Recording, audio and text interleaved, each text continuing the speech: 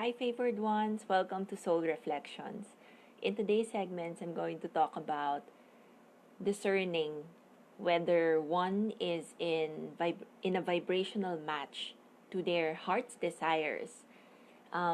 During this week, well, I've shared that I have guested in Rainbow Society, and we talked about empowerment. And one of the questions that came up was, ba't hindi ko nami-meet or bakit hindi ako nagkakaroon ng partner na okay, nasan na yung partner ko? Because all of us, desires that love that's coming from a significant one. So, a romantic partner. And I couldn't help but also connect it to the other desires of our heart. Kasi hindi lang naman love ang desire natin eh. We also desire for prosperity. Some of us would want to have a business. Some of us would want a house. And all of those desires, may vibration yon eh. There is a frequency to those desires, to those things that we want. And the thing is, with the law of attraction, if we are not matching the vibrational frequency of the desire, hindi natin makukuha yon because like attracts like. So for us to have that big house, we need to have that frequency within us. We need to vibrate in that frequency. Sige. Siguro ang question nyo na lang ngayon is, ano ba tong vibrational frequency, di ba? Okay. Ang pinakamabilis na example is sa love life na lang. Okay? So, kunwari, in my case, gusto ko ng partner na gwapo, productive, and generous. Okay? So, yun yung desire ko. Now, ang tanong dyan is, am I a vibrational match to that kind of partner? Okay? So, ako ba, maganda ba ako? Nagpapaganda ba ako? Nag-aayos ba ako? Do I feel beautiful? If I'm the type of person who doesn't make an effort to look good and feel good, then hindi na ako match doon sa desire na yon, sa partner na gwapo. And if there are times when tamad-tamad ako or hindi ako gumagalaw, then how can I be a match to a person who is productive? And kung kuripot ako sa sarili ko, paano ako magiging match sa isang tao na generous? So, the point here is that whenever you have a desire, you have to make sure that you are equally matching that desire. Because in the law of attraction, in the law of manifestation, it says that like attracts like. So, kung meron kang desire for a partner who is guwapo, productive, and generous, you have to be all those three as well. Because if you're not, then hindi mo makukuha yung partner na ganun. Now, ito ang question. Do you really love yourself? Do you really accept yourself? Do you choose yourself above everyone else? If you do, if your answer is yes, then most likely the partner that you're going to attract is someone who loves you, who chooses you, and who really treats you well because you yourself are treating yourself well.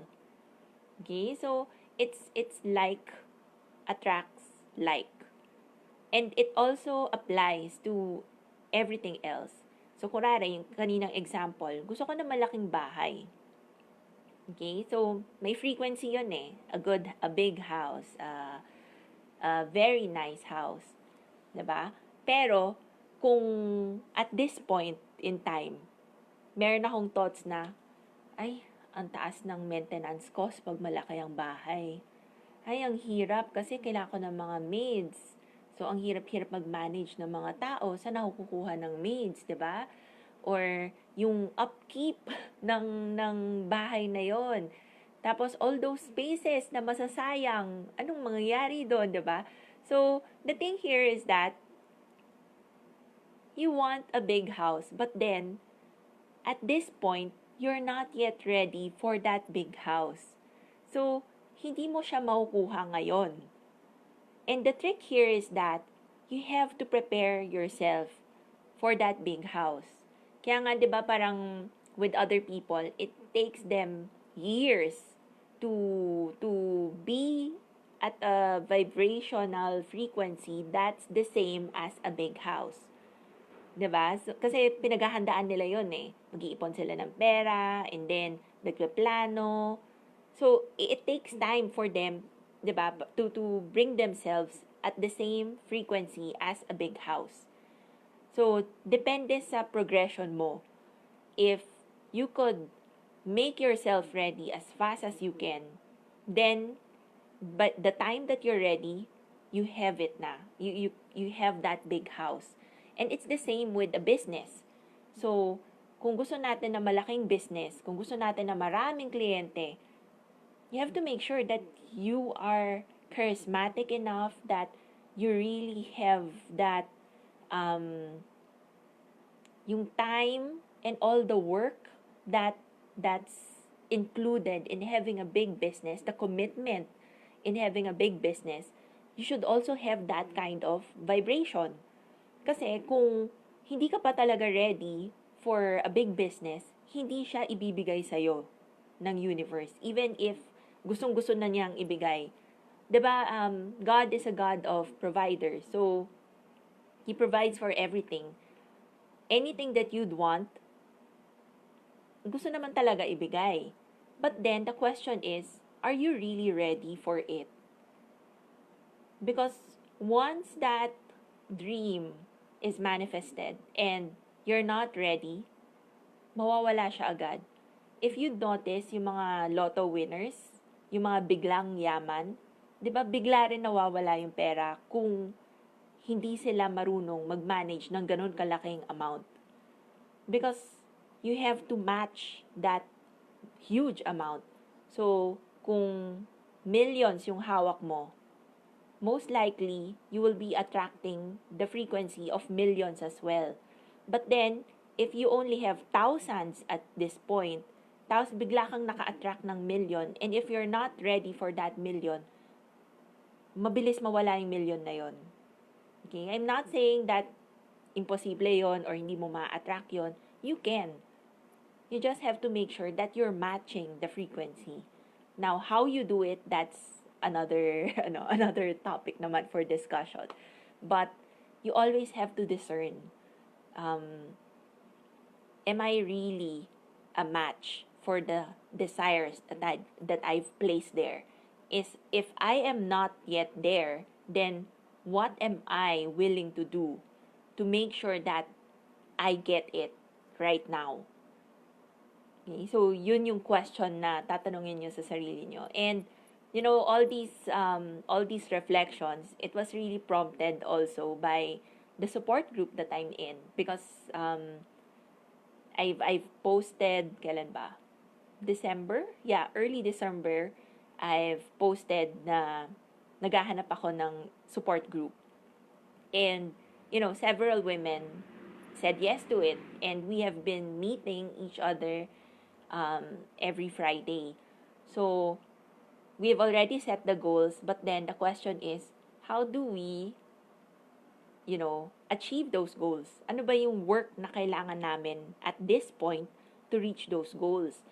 That's why, biglang nag-click sa akin yung vibrational frequency. Because the question there was, match na ba ako dun sa goal na sinet ko? And if I'm not, then what are the things that I should improve for me to match that vibration para mas mabilis yung flow? Okay? So, it's like attracts like.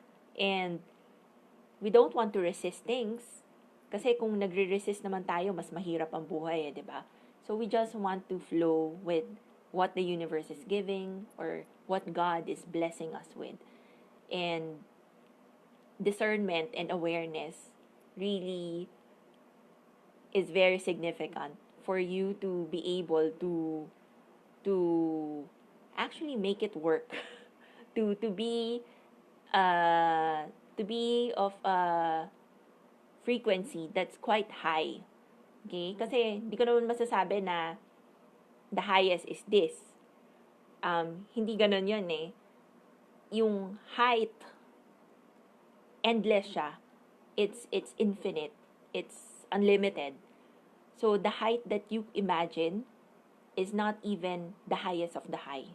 It can go higher. So tayo as souls, we're continuously growing. So ang goal natin in this world is to, vibrate at a higher frequency. And everything, all the material things in this world has frequencies. So if you match the frequency of the desires of your heart, you can easily attain it. So that's the lesson for this week. I hope that you could also resonate. I know some of you may be having a hard time to understand ano ba tong frequency na to, ano ba tong vibration, ano ba tong law of attraction. But then, if you're in this group, then most likely you're really meant to hear these things. So, thank you so much for tuning in, and I'll see you next Sunday. Oh, hi Nova, hi Christine. Yung iba hindi ko na nakikita kung sino yung nandito. But thank you for joining and thank you for listening. God bless everyone. Have a great Sunday.